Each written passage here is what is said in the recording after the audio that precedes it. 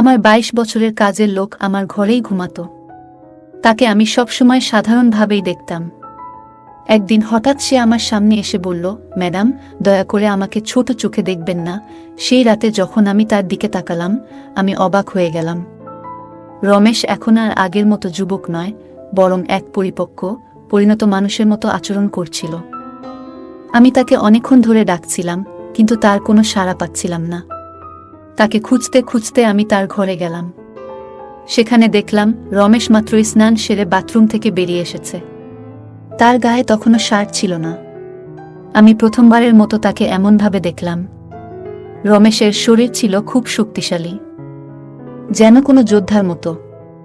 আমি অবাক হয়ে তাকিয়ে রইলাম।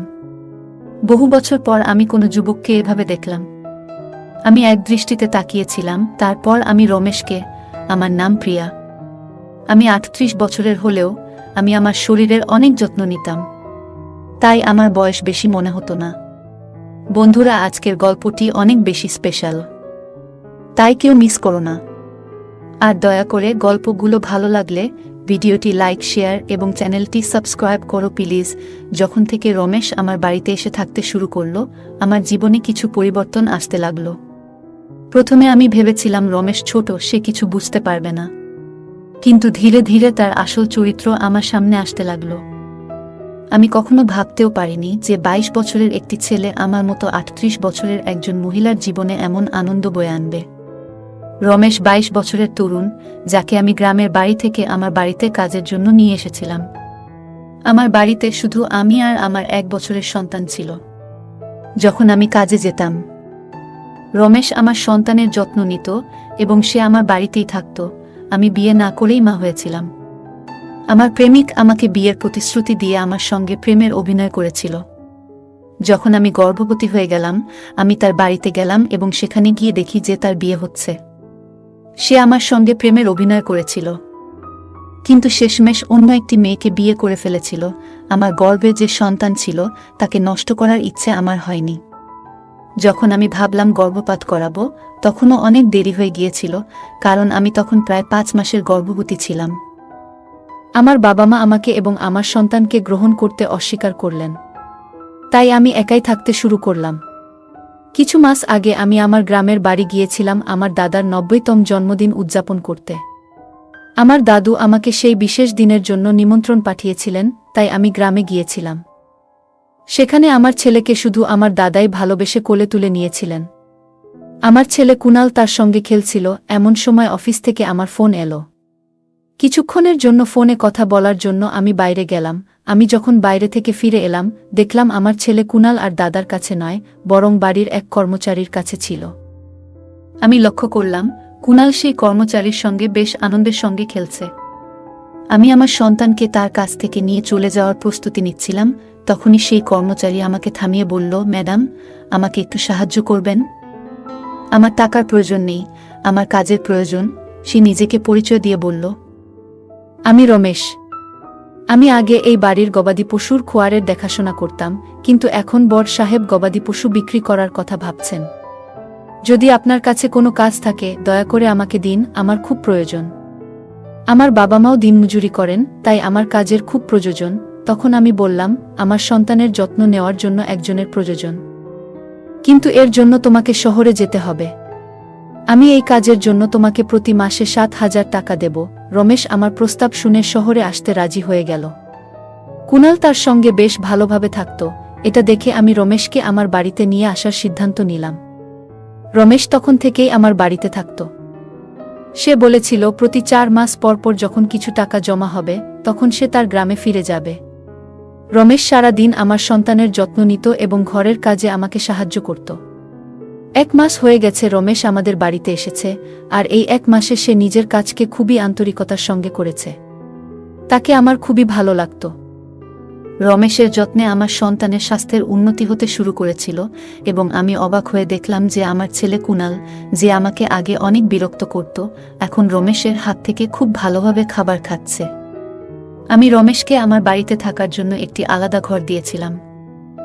একদিন রাতে আমার ছেলে খুব কাঁদছিল এবং কিছুতেই থামছিল না। তার কান্নার শব্দ শুনে রমেশ আমার ঘরে এসে কুনালকে আমার কাছ থেকে নিয়ে নিল। রমেশের কাছে যেতেই আমার ছেলে কুনাল একদম শান্ত হয়ে গেল।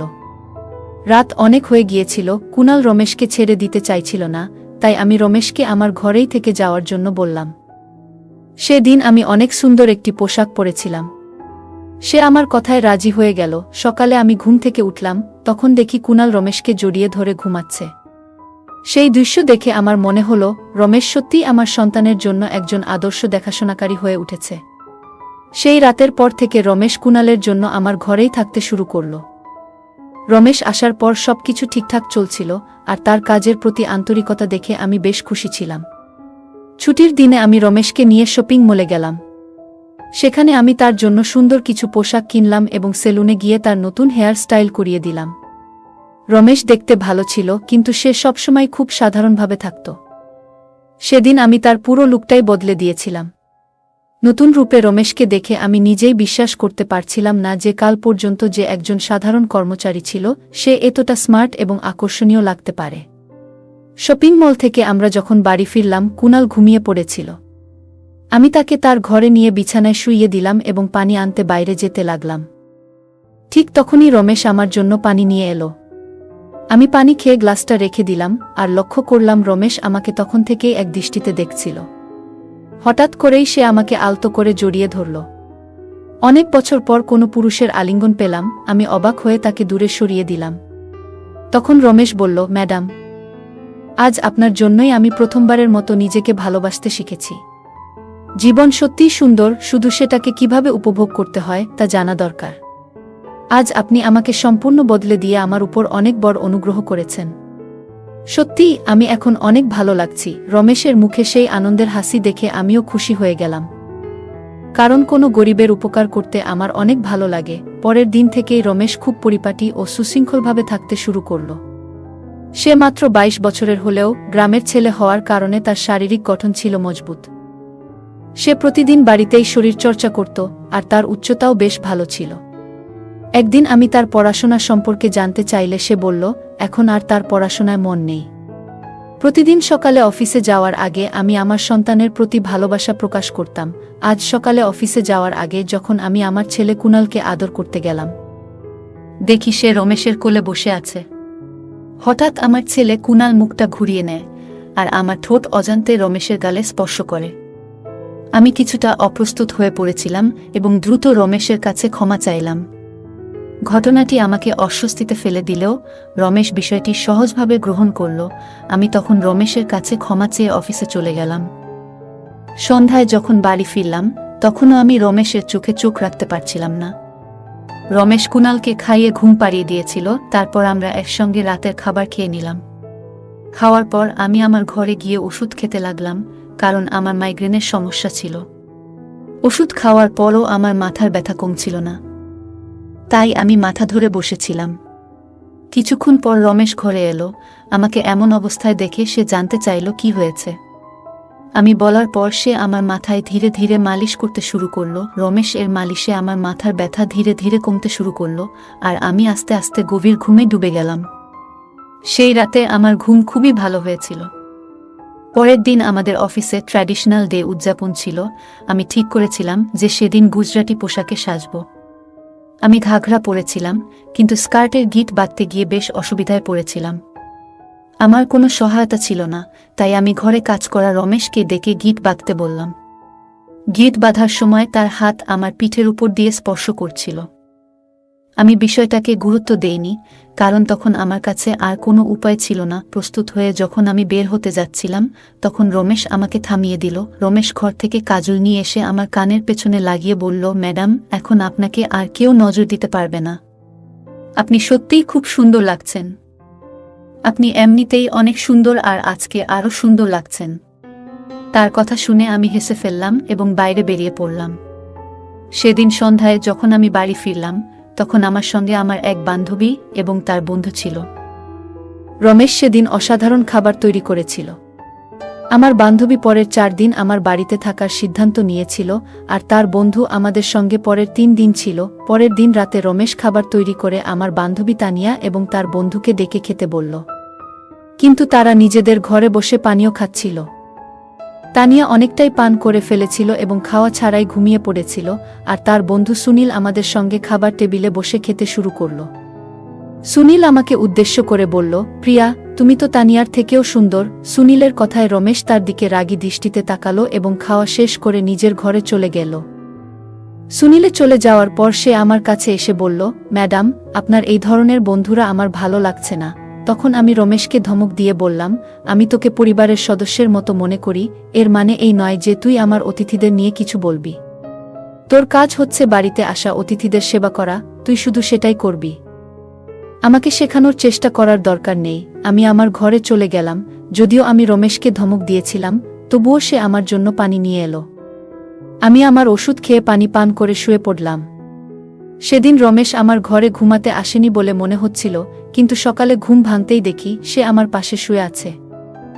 সকালে ঘুম থেকে উঠতেই দেখি তানিয়া আমার সামনে দাঁড়িয়ে আছে এবং তার মুখে বিরক্তির ছাপ। রমেশকে সামনে আনা হলো, তার হাতে তানিয়ার ওড়নাটা বাঁধা ছিল।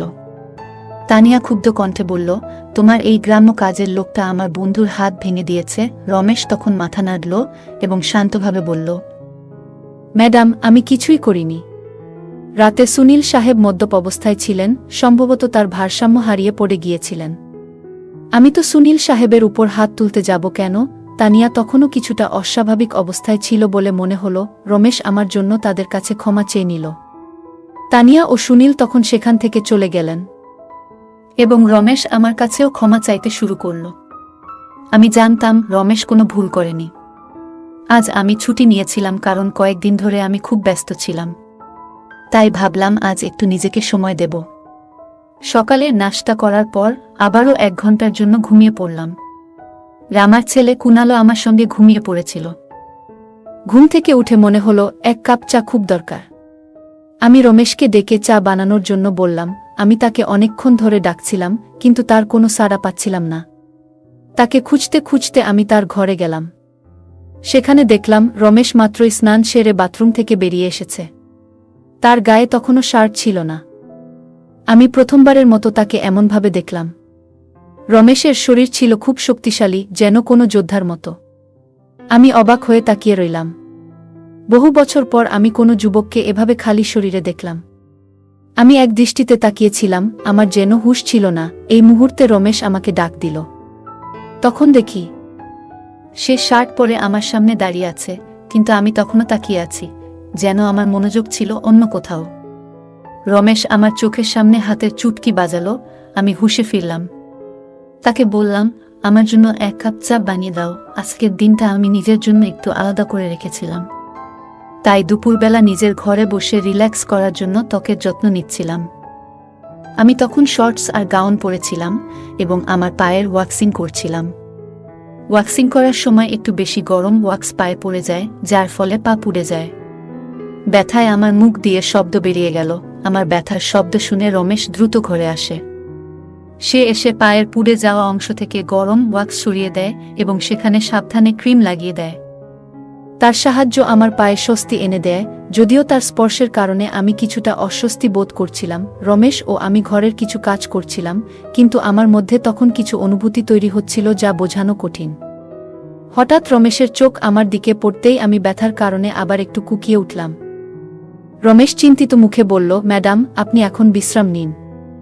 বাকি যা দরকার আমাকে বলুন, আমি সব ঠিক করে দেব। আমি তাকে আমার পায়ের বাকি অংশের ওয়াক্সিং করার জন্য বললাম। রমেশ আমার কথা মতো কাজ করল, এমনকি আমার মুখেও হালকা ম্যাসাজ করে দিল। তার স্পর্শে আমি বেশ আরাম বোধ করলাম। আজকের ছুটির দিনটা আমার জন্য বেশ শান্তিপূর্ণ ছিল। রমেশ সত্যিই সব দিক থেকেই নিখুঁত ছিল, কোনো কাজই তার জন্য কঠিন মনে হতো না। আজকে রাত নামতেই আমি তাকে আমার ঘরে না থাকার জন্য অনুরোধ করলাম। দিনের বেলায় আমি ঘরে থাকি না, তাই অন্তত রাতটা আমি আমার সন্তানের সঙ্গে একান্তে কাটাতে চেয়েছিলাম। প্রতিবার রমেশ ঘরে থাকা আমার পছন্দ হতো না, তাই আজ রাতে তাকে অন্য ঘরে থাকার জন্য বললাম। দিনগুলো এভাবেই চলতে থাকল। কিছুদিন রমেশ ছাড়া আমার ছেলে কুনাল রাতে ঘুমাতে পারত না, কিন্তু ধীরে ধীরে সে কান্না বন্ধ করল। এদিকে আমি নিজেও কিছু পরিবর্তন অনুভব করতে শুরু করলাম। প্রতিদিন সকালে ঘুম থেকে উঠলেই শরীর ভারী লাগতে শুরু করল। হঠাৎ এই পরিবর্তন কেন হচ্ছে তা বুঝতে পারছিলাম না। আমার শরীরের যন্ত্রণা এতটাই বেড়ে গিয়েছিল যে বিছানা থেকে ওঠারও ইচ্ছা থাকত না। তাই আমি অফিস থেকে 1 সপ্তাহের ছুটি নিয়ে নিলাম, যেন কিছুটা বিশ্রাম নিয়ে সুস্থ হয়ে উঠতে পারি। এই সময়ে কুনাল প্রায় পুরোটা সময় রমেশের সঙ্গে কাটাচ্ছিল। মাঝে মাঝে আমার ছেলের খিদে পেলে কুনালকে আমার কাছে নিয়ে আসত। আজ আমি আমার কোমর ধরে বসেছিলাম। রাতের বেলায় রমেশ 1 গ্লাস পানি নিয়ে আমার ঘরে আসে। আমার কোমরের উপর হাত দেখে সে বুঝে গেল আমার কোমরে খুব ব্যথা হচ্ছে। রমেশ বলল, ম্যাডাম, যদি আপনার কোনো আপত্তি না থাকে আমি আপনার কোমরে একটু মালিশ করে দিতে পারি। আমার কোমরের ব্যথা এতটাই তীব্র ছিল যে আমি তার প্রস্তাবে রাজি হয়ে গেলাম। মালিশ শুরু করার আগে আমি ঘরের বড় লাইট বন্ধ করে ছোট্ট জিরো বাল্বটা জ্বালিয়ে দিলাম, যেন পরিবেশটা আরও শান্তিপূর্ণ হয়। রমেশ যখন কোমরে হালকা চাপ দিয়ে মালিশ করছিল আমি বেশ স্বস্তি অনুভব করছিলাম। মালিশ শেষ হওয়ার পর মনে হলো যেন আমার ব্যথা একেবারে হাওয়ায় মিলিয়ে গেল। মালিশ করার সময় রমেশ আমাকে জিজ্ঞেস করল, ম্যাডাম, আপনার কি কখনো কুনালের বাবাকে মনে পড়ে না? আপনি এত সুন্দর এবং তরুণী হয়ে একা কেন? তার প্রশ্নের কোনো সঠিক উত্তর আমার কাছে ছিল না। আমি শুধু বললাম, হয়তো এই প্রশ্নের উত্তর আমার কাছেও নেই। সেই মুহূর্তে কথোপকথনটা শেষ হয়ে গেল। রমেশের মালিশে আমার এত ভালো লাগলো যে আমি গভীর ঘুমে তলিয়ে গেলাম। 2 দিন পর এমন একটা দিন আসলো যেদিন আমি আমার প্রিয়জনের সঙ্গে প্রথম দেখা হয়েছিল। সেই দিনটা শেষমেশ এসে গেল। সারাদিন আমি নিজেকে কোনো না কোনো কাজে ব্যস্ত রাখার চেষ্টা করলাম যাতে তার কথা আমার মনে না আসে, কিন্তু রাতের অন্ধকারে তার কথা খুব মনে পড়ছিল। সে এখন আমার সঙ্গে নেই, তবে সে আমার সন্তানের বাবা। কুনালকে দেখলেই প্রতিদিন তার কথা মনে পড়ে। আজ আমি আর আমার আবেগ ধরে রাখতে পারলাম না। ঘরে বসে হঠাৎ কান্নায় ভেঙে পড়লাম। আমার ছেলে আমার পাশে ঘুমাচ্ছিল, কিন্তু তখন আমি সেটাও খেয়াল করিনি। আজ এমনকি আমি আমার ওষুধও খেতে ভুলে গিয়েছিলাম। রাতে রমেশ 1 গ্লাস পানি নিয়ে আমার ঘরে ঢুকল। আমাকে কাঁদতে দেখে সে আমাকে পানি পান করালো। আমি কিছুটা স্থির হলে সে আমাকে ওষুধ দিল। আমার কান্নার আওয়াজ শুনে আমার ছেলে কুনাল কিছুটা নড়াচড়া করতে লাগল। তখন রমেশ আমাকে নিজের ঘরে নিয়ে গেল। সেখানে গিয়ে আমি নিজের আবেগ সামলাতে না পেরে হঠাৎ রমেশকে জড়িয়ে ধরলাম। আমার অনুভূতিগুলো যেন বসেছিল না।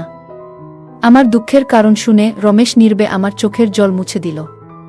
আমি তার কাঁধে হাত রেখে বললাম, আজ আমি তোমার পাশে থাকতে চাই, একটু সান্ত্বনার খোঁজে। রমেশ কিছুটা বিস্মিত হয়ে বলল, ম্যাডাম, আমি তো এসব বুঝি না। তার কথা শুনে আমি হেসে ফেললাম এবং তাকে সান্ত্বনা দিয়ে পাশে বসালাম। সেই রাতে আমি তার ঘরেই ছিলাম, কিন্তু সকালে ঘুম থেকে উঠে দেখলাম সে সেখানে নেই, শুধু তার শার্টটা পরে আছে। বাইরে গিয়ে দেখলাম রমেশ কুনালকে দুধ আর বিস্কুট খাওয়াচ্ছে। আমি আমার ছেলের কথা ভুলে গিয়েছিলাম, কিন্তু রমেশ ভোলেনি। সে আমাদের দুজনকেই খুশি রেখেছিল। রাতের ক্লান্তির কারণে আমি সকালে বেশ দেরি করে উঠেছিলাম। সারাদিন রমেশ আমার সঙ্গে চোখ মিলায়নি। আজ আমার বন্ধু তানিয়া আমার সঙ্গে দেখা করতে এলো। সে রমেশের দিকে একবারও তাকায়নি। রমেশ এসে তাকে পানি দিল এবং তারপর চুপচাপ ঘর থেকে বেরিয়ে গেল। কিছুক্ষণ কথা বলার পর তানিয়া চলে যাওয়ার জন্য তৈরি হল। যাওয়ার সময় সে বলল, যত দ্রুত সম্ভব তোমার কাজের ছেলেটাকে এখান থেকে বিদায় করে দাও। বাইরে থেকে যতটা সরল মনে হয় সে আসলে ততটা সরল নয়। তানিয়ার কথাটা আমি তেমন গুরুত্ব দিলাম না। রোজকার মতোই রাতের খাবার শেষে রমেশ আমার ঘরে 1 গ্লাস পানি নিয়ে এলো। সে কুনালকে ঘুম পাড়িয়ে দিয়েছিল। আজ কুনাল হলঘরে দোলনায় ঘুমাচ্ছিল আর রমেশ তার দেখভাল করছিল। আমি ঘরের লাইট বন্ধ করে ঘুমিয়ে পড়লাম। কিছুক্ষণ পরে কুনাল কাদার শব্দে আমার ঘুম ভাঙল। আমি উঠতে যাচ্ছিলাম, তখনই তার কান্নার আওয়াজ হঠাৎ থেমে গেল। তারপর আমি আমার ঘরের দরজা খোলার একটা শব্দ শুনতে পেলাম। আমি চুপচাপ লক্ষ্য করছিলাম। রমেশ আমার ঘরে ঢুকল। সে ধীরে ধীরে আমার কাছে এসে দেখার চেষ্টা করছিল আমি ঘুমিয়ে আছি কিনা। এরপর সে আমার মোবাইলটা তুলে নিল। তার এই কার্যকলাপ দেখে আমি দ্রুত লাইট জ্বালিয়ে দিলাম। আমাকে জেগে থাকতে দেখে রমেশ হতভম্ব হয়ে গেল। আমি তার হাত থেকে মোবাইলটা কেড়ে নিলাম এবং জিজ্ঞেস করলাম, রমেশ, এ কি করছো? এত রাতে তুমি এখানে কি করছো? সে কিছু না বলেই চলে যাওয়ার চেষ্টা করল, কিন্তু আমি তাকে এত সহজে ছেড়ে দেওয়ার ইচ্ছা করিনি। আমি তাকে তার সেই ভিডিও দেখালাম যেখানে তানিয়া একদিন এসে আমাকে একটা ভিডিও দেখালো, যেটা তার বয়ফ্রেন্ড সুনীলের সঙ্গে রমেশের মারপিটের দৃশ্য ছিল। সেদিন সুনীল এর মোবাইলের ক্যামেরা ভুলবশত চালু ছিল এবং সেই ঘটনাটা পুরোপুরি রেকর্ড হয়ে যায়। সেই ভিডিও দেখার পর থেকেই আমি রমেশের উপর নজর রাখছিলাম। আমি রমেশকে ডেকে বললাম, রমেশ, তুমি মিথ্যে কেন বললে? কেন সুনীল এর উপর হাত তুলেছিলে? রমেশ একটু থেমে বলল, যে কেউ আপনাকে ক্ষতি করার চেষ্টা করবে তার সঙ্গে আমি এমনই করব। ম্যাডাম, সেদিন রাতে সুনীল মদ্যপ অবস্থায় আপনার ঘরে ঢুকেছিল আর সে আপনার সাথে খারাপ ব্যবহার করতে চেষ্টা করছিল। এজন্যই আমি তার উপর হাত তুলেছিলাম। রমেশের কথা শুনে আমি অবাক হয়ে বললাম। আমি বললাম, ঠিক আছে, আমি তোমার কথা মেনে নিচ্ছি, কিন্তু তুমি আমার পানিতে ঘুমের ওষুধ কেন মেশাচ্ছিলে? আজ আমি নিজেই দেখেছি তুমি আমার পানিতে ওষুধ মিশিয়েছিলে। তোমার নজর আমার উপর ছিল, আর যেটা তুমি চেয়েছিলে সেটা আমি তোমাকে দিয়েছি। এখন তোমার কাজ শেষ, তুমি তোমার গ্রামে ফিরে যাও। আমার কথা শুনে রমেশ বলল, ম্যাডাম, আপনি যা ভাবছেন সেটা মোটেও ঠিক নয়। গত রাতে আমি কিছুই ভুল করিনি। হ্যাঁ, আমি আপনার পানিতে ঘুমের ওষুধ মেশাই যাতে আপনি ঘুমিয়ে পড়েন, কিন্তু আমি আপনার সঙ্গে কিছুই করতে চাইনি। কয়েকদিন আগে রাতে আমি আপনাকে ফোনে কথা বলতে দেখেছিলাম। আমি বুঝতে পেরেছিলাম আপনি আবারও আপনার সেই প্রেমিকের সঙ্গে দেখা করার পরিকল্পনা করছেন, এবং সেই দেখা আপনার নিজের বাড়িতেই হওয়ার কথা ছিল। আমি এটা আটকাতে চেয়েছিলাম, কারণ সেই ব্যক্তি এখনও আপনাকে প্রতারণা করছে। সে আপনাকে মিথ্যে কথা বলছে, সে আপনাকে ধোঁকা দিচ্ছে, আর তার লক্ষ্য আপনার সন্তানকে আপনার কাছ থেকে দূরে নিয়ে যাওয়া। তার স্ত্রী সন্তান ধারণ করতে পারে না, তাই সে আপনার কাছাকাছি আসতে চাচ্ছে। সে তার স্ত্রীকে তালাক দেয়নি, আর এসব কথাই সে আপনাকে গোপন করেছে। আমি বিস্মিত হয়ে রমেশকে জিজ্ঞেস করলাম, রমেশ, তুমি এসব জানলে কিভাবে? তুমি কে? এসব তথ্য তুমি পেলে কোথা থেকে? রমেশ উত্তরে বলল, আপনার বাবা সাহেব আমাকে আপনার ছবি দেখিয়েছিলেন। রমেশ বলল, প্রথমবার আপনাকে দেখে খুব ভালো লেগেছিল, কিন্তু আপনার বাবা সাহেব বলেছিলেন যে আপনি বিয়ে করতে চান না। তখনই আমরা দুজনে মিলে একটা পরিকল্পনা করি, আপনার জীবনে জায়গা করে নেওয়ার জন্য আমি এখানে এসেছিলাম। তবে এখানে আসার পর দেখলাম অনেকেই আপনাকে ভুল উদ্দেশ্যে কাছে টানতে চাইছে।